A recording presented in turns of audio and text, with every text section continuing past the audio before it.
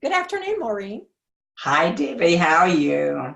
I'm very well, thank you. And thank you so much for taking the time to do this, for joining It's me in a our class.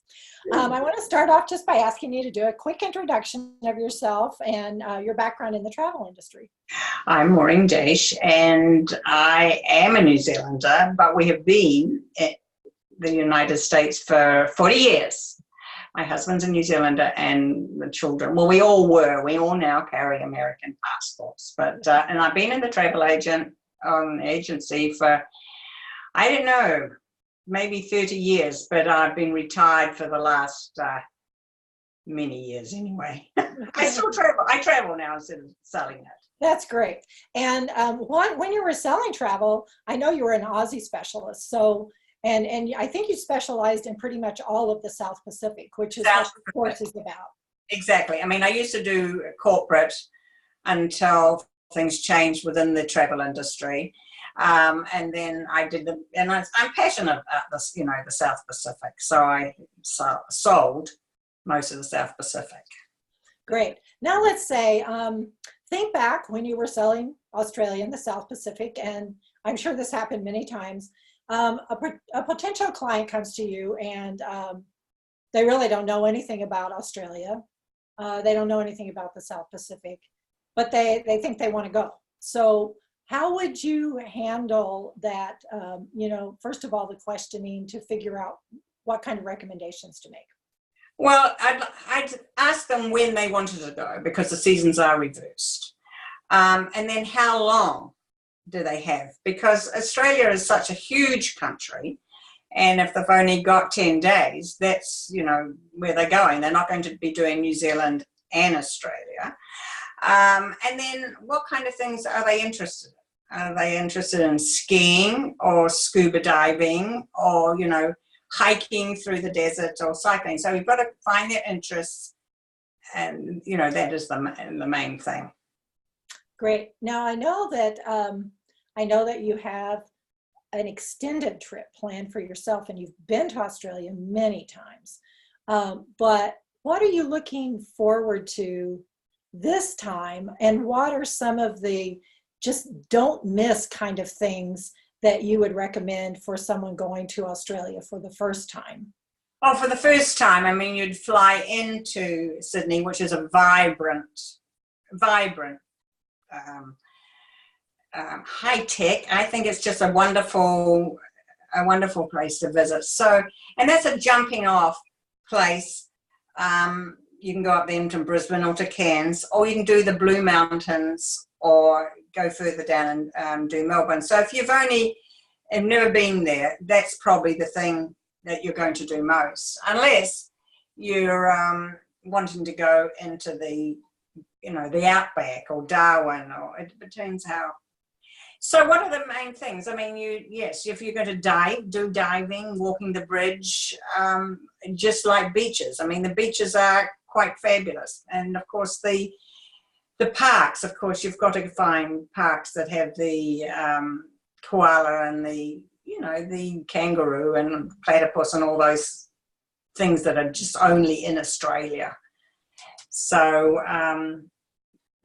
and yes, I'm going down. One thing that I would like to do and haven't done, and if you're a train buff, and it would be taking the train from Adelaide up to Darwin, and so that goes right through the Red Centre. So there's a whole different trip.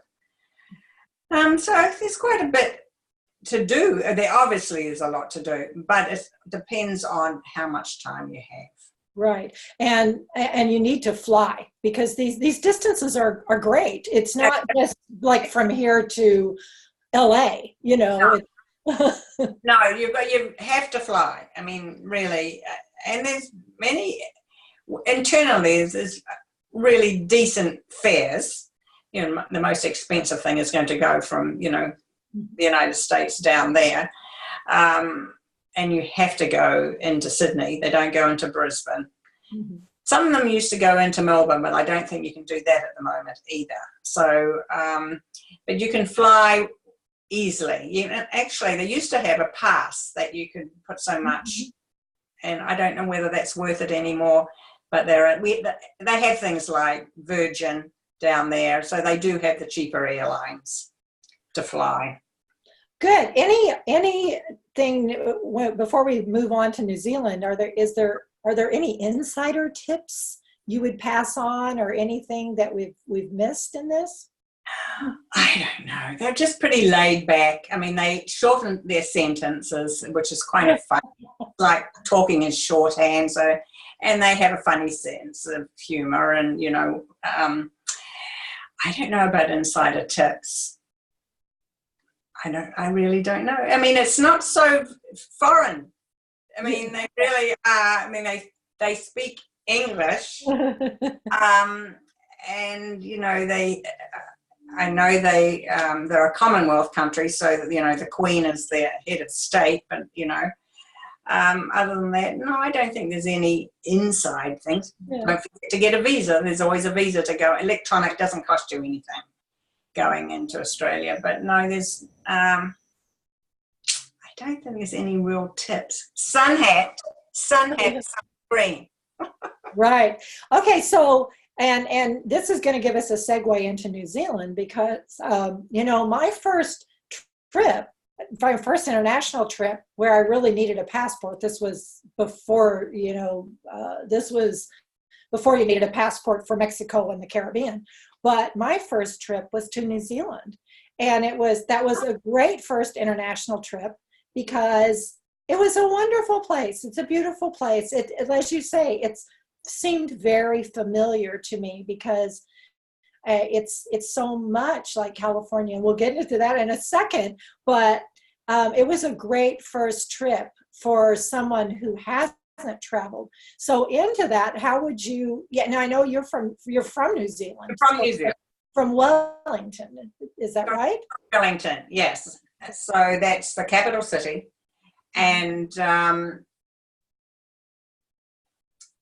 the capital city. And when you said passport, of course, I forgot. Yes, everyone has to have a passport, but I suppose I didn't even mention that. I mean, I'm so used to having a passport, and I think we all have to have passports now. But New Zealand it is the same length and width as California, and everything's compact down there. So, if you've got 2 weeks, you're really going to have a decent trip, or even in 10 days. You could sort of see the highlights of that country. One of my favorite. We're planning a trip down there, and we're going for 6 weeks this time, and we're going to do all those little things that I haven't been able to do before, those little hidden things, and do some of the things that we've done before. So tell us one thing that you're going to do, that's something that you haven't done that you're going to do, that you're planning to do this time. There's these rail trips, and this one is called the Forgotten Highway, and it's in the North Island, and it goes from Taupo, which is the middle, out towards New Plymouth, which is on the west coast. And it's on the rail, but it's like golf carts on the rail. And you have a guide, and you stop along the way at markets, and through country, not through towns, it's through country and bush and tunnels, and it sounds like it's always sold out. So I'm looking forward to doing that. And I was thinking, things have changed in New Zealand since we left 40 years ago. The Maori culture has really come back into its own. And so how they pronounce the things now is nothing like I pronounced when we were there. They're now being bought. They were always Maori names, but because we were English speaking, we pronounce them differently. So it's quite funny. I say that we're going to do something, and they go, "What's that?" The younger ones, they are brought up very much with the Maori culture. And they can even speak Maori. It's taught in the school now. Well, we never did that. It's a big change down there. I think it's good. Yes. Preserving the history. The history down there, and they should. So that's a big change. Funny when I'm trying to book things and talking about it, they go, "How do you saying that, so we sort of spell it. So what else? In the South Island, the north of the South Island is there's a lot of sounds, a lot of trekking, and we're staying at a hotel or a lodge right out on a in the wilderness. It looks quite nice, so I'm going to do that. Also, way back at the bottom of the South Island is the Milford Sound. Everybody knows about the Milford Sound, and people go there. And it's fabulous, and especially if it's raining, because then all the waterfalls.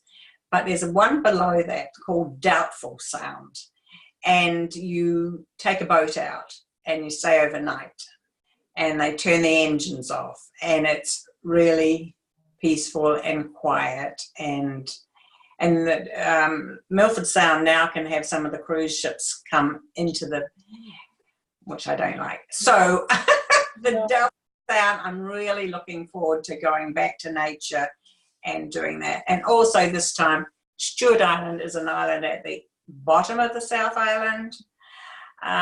So we're going to go there. Everything's pretty rugged, rugged. It'll be chilly even in the middle of summer. But just different outdoor. If you're an outdoor person, there's so much for you in New Zealand. So much for you to do. Well, there is. It makes me want to go back. And I did go to Milford Sound when it was raining. Oh, you did? And the boat captain let me borrow his raincoat. Yes. But said, just like you did, this is the best time to go to Milford Sound because literally there were hundreds of waterfalls. Hundreds. Absolutely. Yes. So I'm looking forward to that. I only went as a kid. So really, I mean, it'll be a little different experience going to do that. So if you like, nature, that's where you go. Why do you do that in Australia? But it's a little different, a little warmer.